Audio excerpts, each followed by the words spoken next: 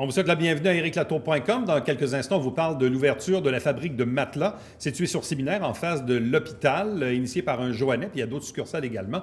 Mais d'abord, on reçoit le seul, le vrai, l'unique, le Père Noël. Il sera avec nous à l'instant.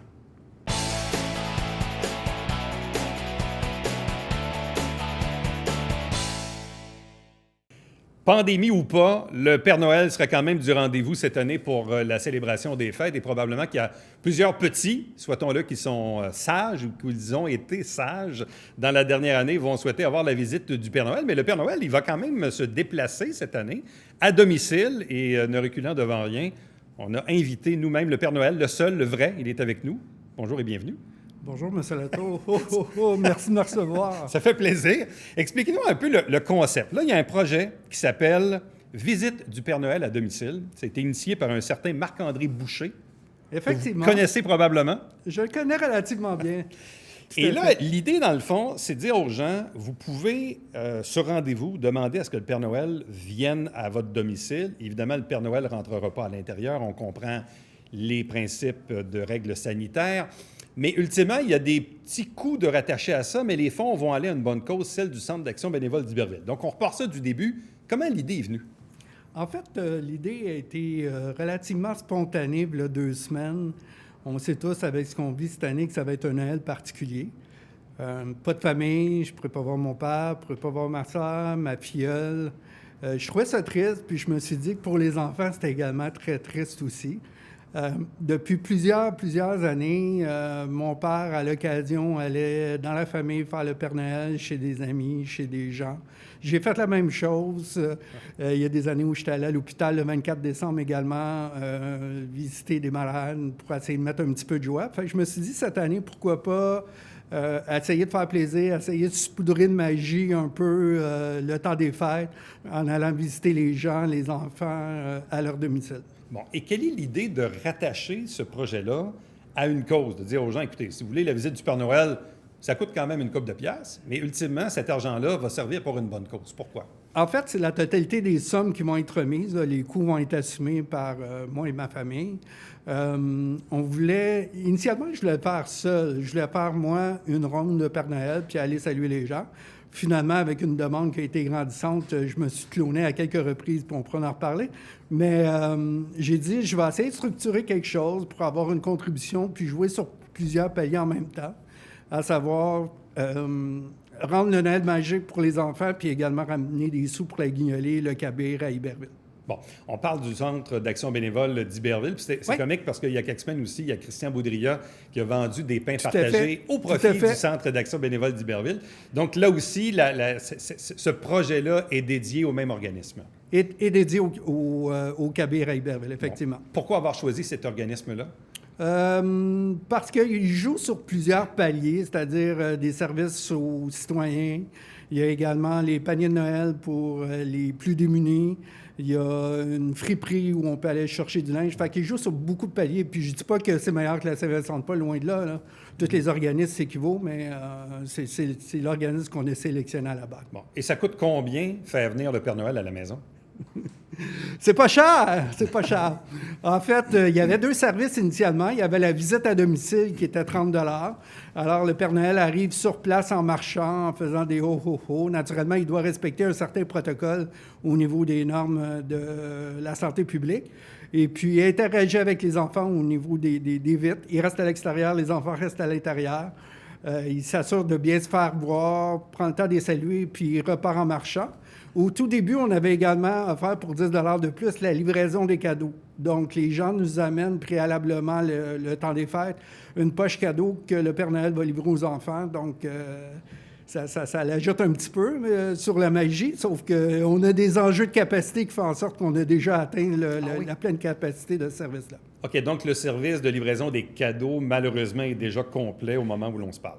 Effectivement. Bon. On peut peut-être faire des petites exceptions, là, mais on a quand même beaucoup de personnes qui ont souscrit à ce service-là. Puis... Depuis le lancement du projet sur les médias sociaux et aussi une parution dans l'édition du Canada français de la semaine dernière, On est rendu à combien de rendez-vous fixés dans l'agenda du Père Noël? Beaucoup, beaucoup. Je ne croyais pas que le projet était pour emballer autant de monde. Je m'attendais à une certaine réceptivité des gens, mais on a franchi la barre du 100 visites à domicile. Oh là là! 100 visites Effectivement. à faire le 24 et le 25? Tout à fait. Tout à fait. Le 24 et le 25. Ce matin, juste avant de venir vous voir, je suis allé visiter une école à l'extérieur. Et puis, je reçois beaucoup de demandes encore, mais on est rendu au-dessus de 100 visites, effectivement. Là, on parle du jeudi 24 décembre de 17h à minuit. Oui. Et la journée de Noël, le 25, vendredi, de 8h le matin à minuit. Jusqu'à temps que la demande soit là. Tout à fait. Et là, est-ce qu'il reste encore de la place dans l'agenda? Un petit peu. Je vous dirais que tout le monde voulait les mêmes plages horaires. C'est pour ça que j'ai dû me cloner à quelques reprises pour essayer de satisfaire la demande. Les demandes populaires étaient naturellement le 25 au matin et le 24 au soir en début de soirée. Encore là, il me reste peut-être 2 ou 3 trous. Le reste de la journée, j'ai encore un petit peu de place pareil, autant le 24 que le 25. Bon, on parle aussi d'une desserte qui est uniquement sur le territoire de la ville de Saint-Jean-sur-Richelieu. En fait, la beauté de la chose, c'est que j'ai reçu énormément de demandes des gens en périphérie, Richelieu, Saint-Blaise, Saint-Paul-Launois, Saint-Grégoire.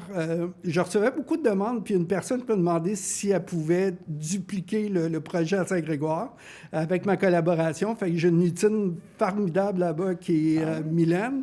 Et ils sont rendus une quinzaine de maisons qui vont contribuer également au Cabir là-bas. Et sur le territoire de la ville de Saint-Jean, est-ce que j'ai compris donc que le Père Noël va se cloner aussi un peu? Pardon? Est-ce que le Père Noël va se cloner?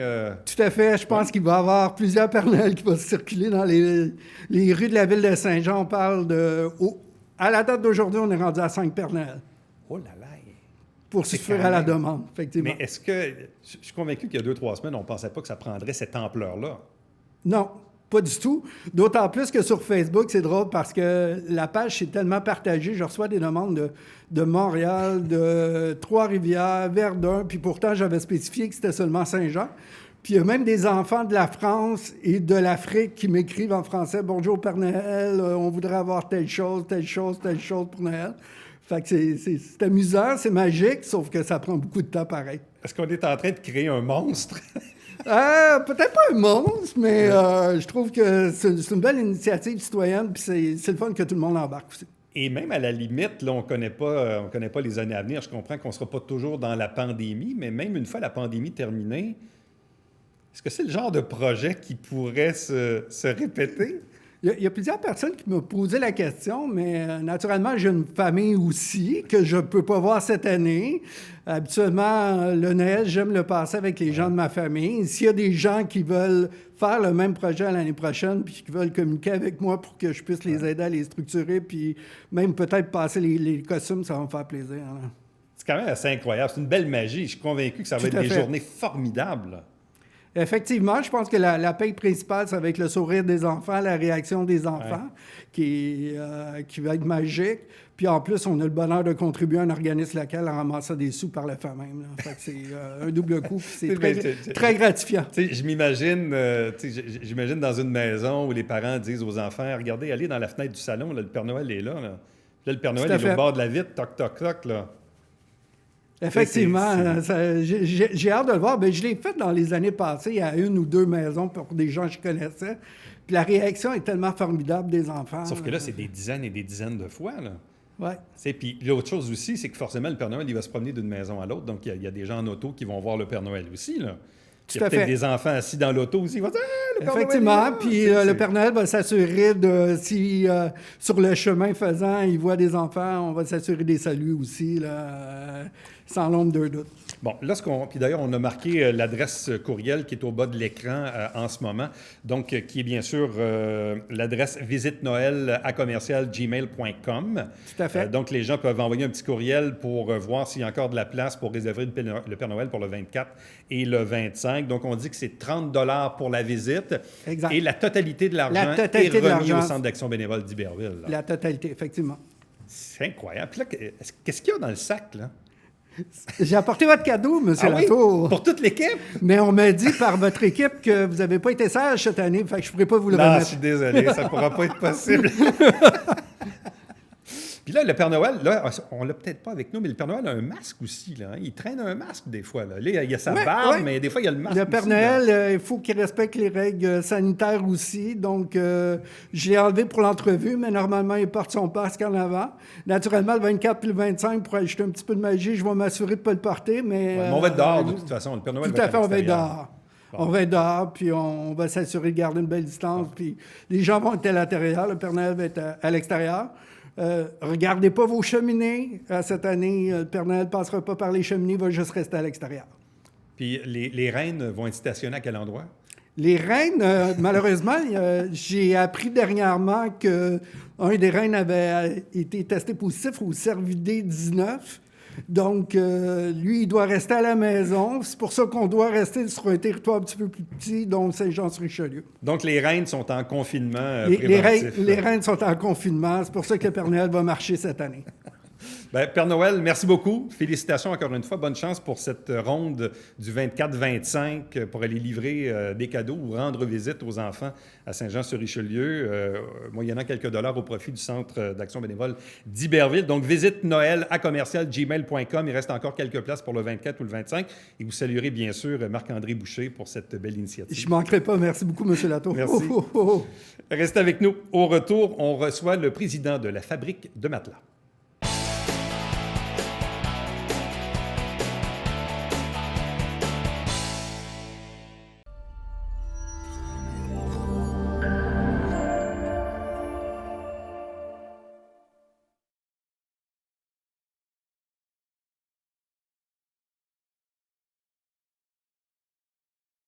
Mesdames et messieurs, bonjour et bienvenue à la Justice entre nous. Mon nom est Serge.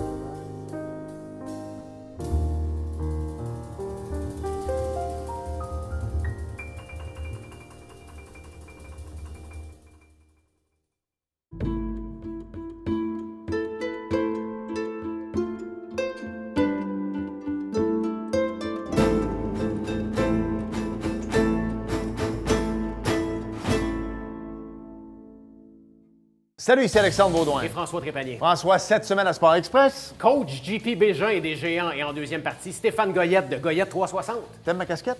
Absolument. Ben, je vais mettre celle des Forts et de Décaquer C'est Saint-Jean. du local, ça. Ouais.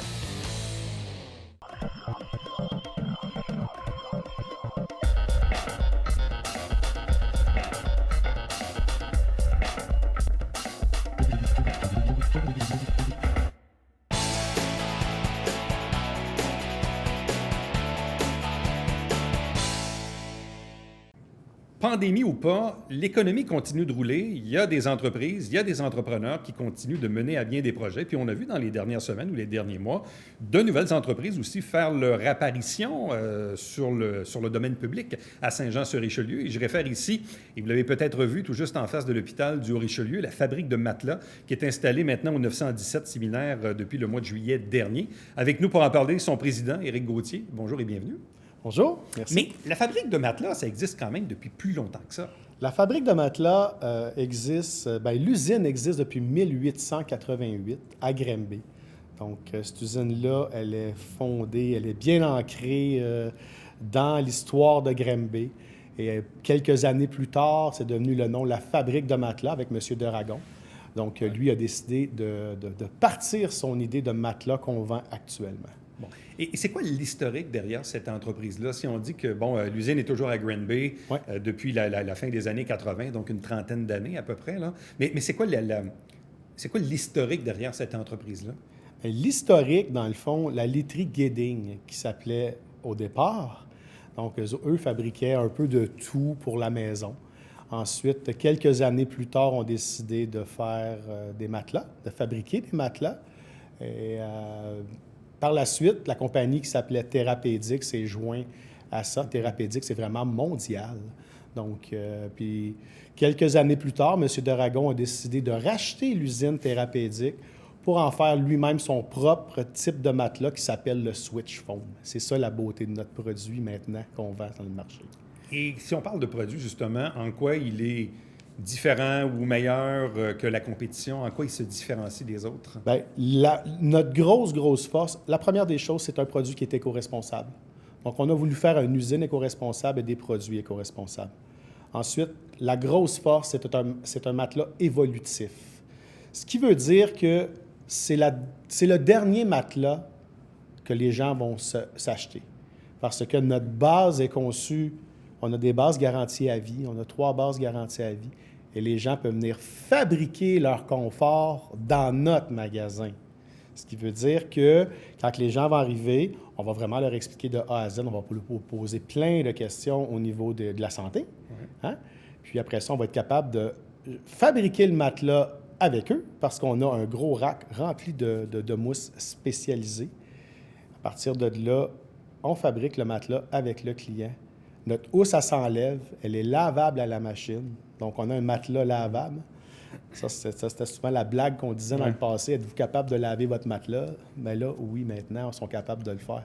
Ils sont toujours capables, au fil des années, d'aller jouer à l'intérieur de leur matelas. S'il arrive une situation physique X, Y, Z, bien, la personne ou les personnes ne sont pas mal pris avec leur matelas, est obligé de le changer.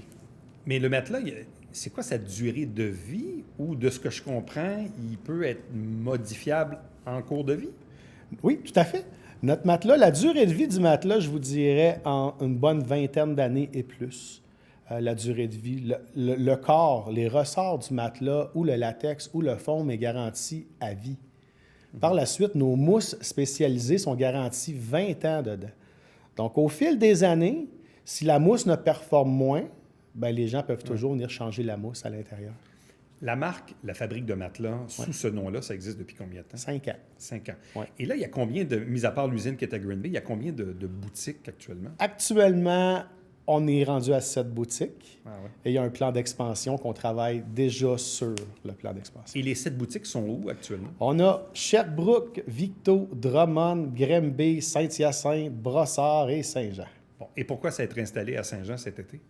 Je suis de Saint-Jean. Je trouvais qu'il manquait ce type de service-là aussi à Saint-Jean-sur-Richelieu. Moi, je voyais trop de gens partir de Saint-Jean et de se rendre au 10-30 ou se rendre ailleurs, et j'aimais pas ça. J'aimais mieux que les gens viennent directement dans notre ville et avoir un des meilleurs produits qui existent dans le marché actuellement. Qu'est-ce qui fait que vous vous êtes retrouvé impliqué dans cette compagnie-là?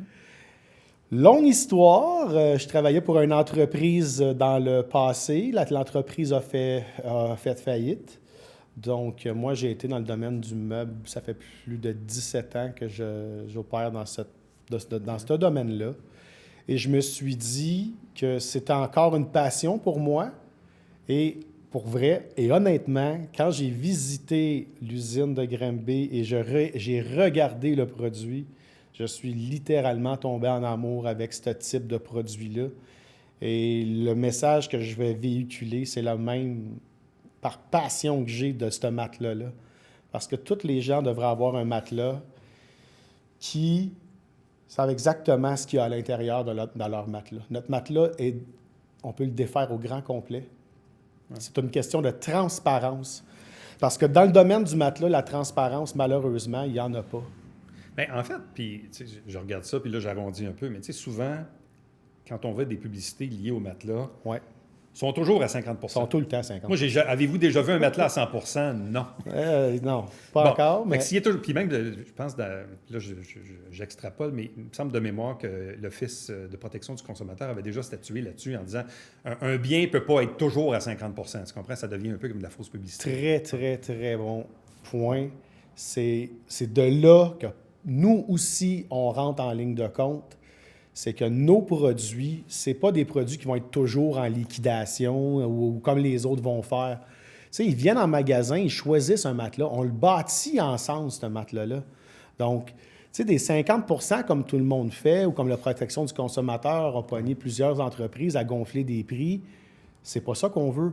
On veut toujours, nous, la transparence. On a un beau slogan à l'entrée de chacun des magasins qui parle de notre politique d'entreprise.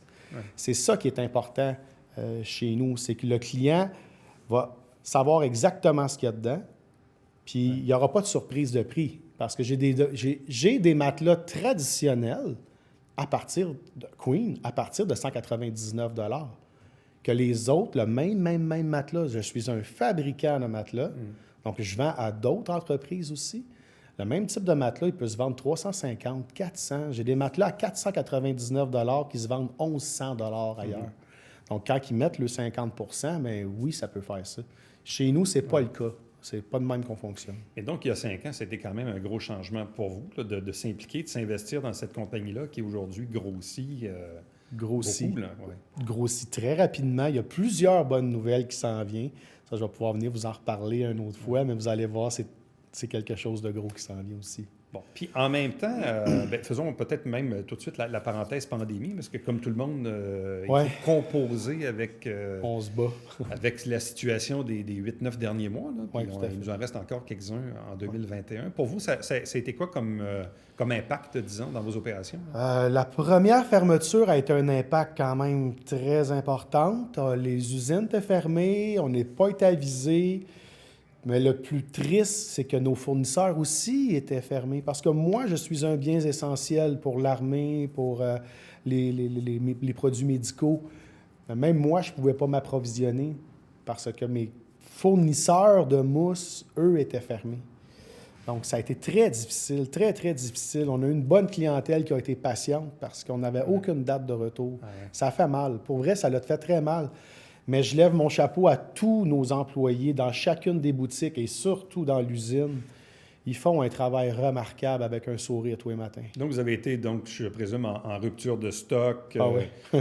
avec des délais où on ne pouvait pas promettre une date, là, c'est Tout à ça? fait, tout à fait. On s'en est quand même bien sorti. Mais c'est comme dans le monde des meubles en général. Là. Moi, Ah, tout à récemment, fait. je me suis acheté 2 causeuses C'est au ça. mois d'août, que je Oui. devais avoir au mois d'octobre. Oui, Je les ai reçues la semaine passée. oui. Puis, on ne peut pas rien faire, là. On Non, peut pas. Non. Il n'y en a pas. Il n'y a pas de matière première.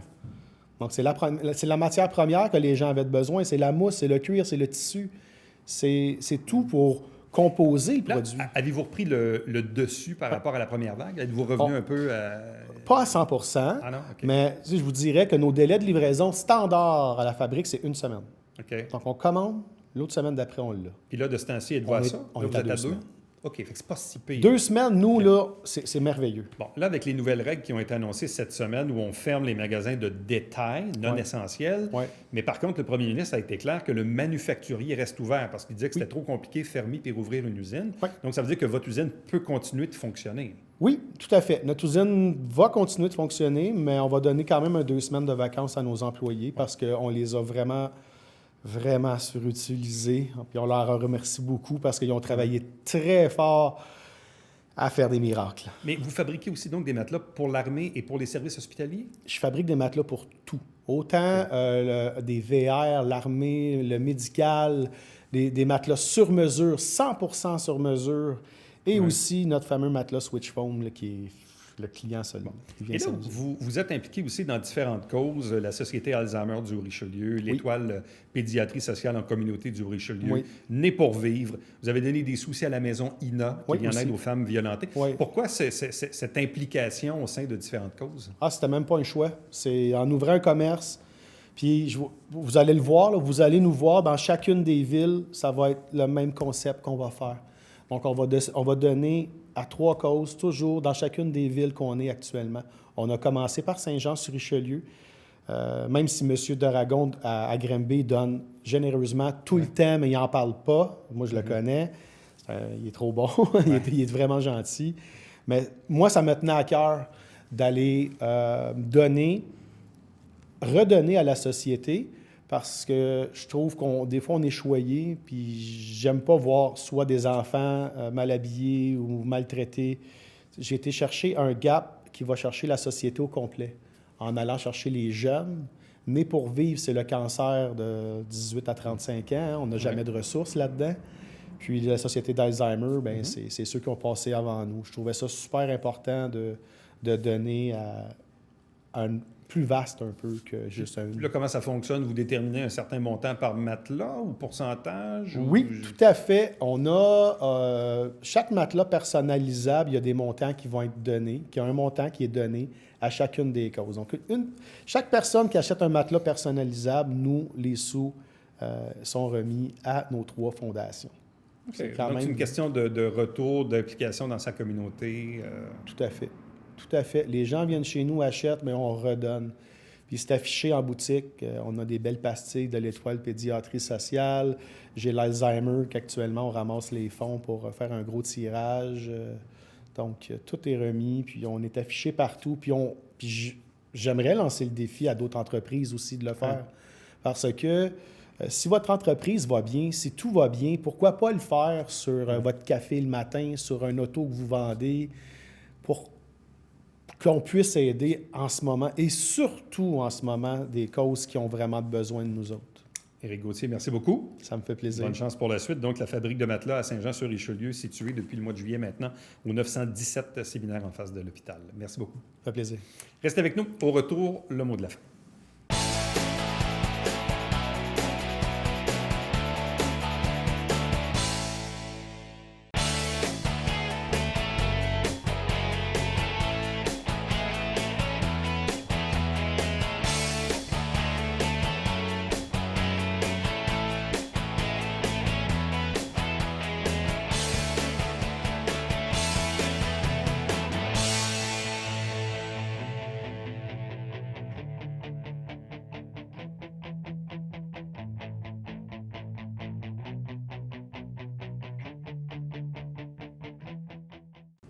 Collecte de sapins de Noël. Il y a 24 sites de cueillette sur le territoire de la ville jusqu'au 10 janvier.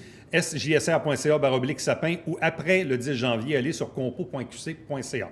C'est notre dernière avant les fêtes. Oui, il y a un bingo encore en fin de semaine, 4 500 $ à gagner. Merci à vous d'être là. Merci à toute l'équipe également. Un joyeux temps des fêtes. C'était un peu particulier avec la pandémie, mais bref, on s'en sort et on se retrouve le lundi 11 janvier 2021.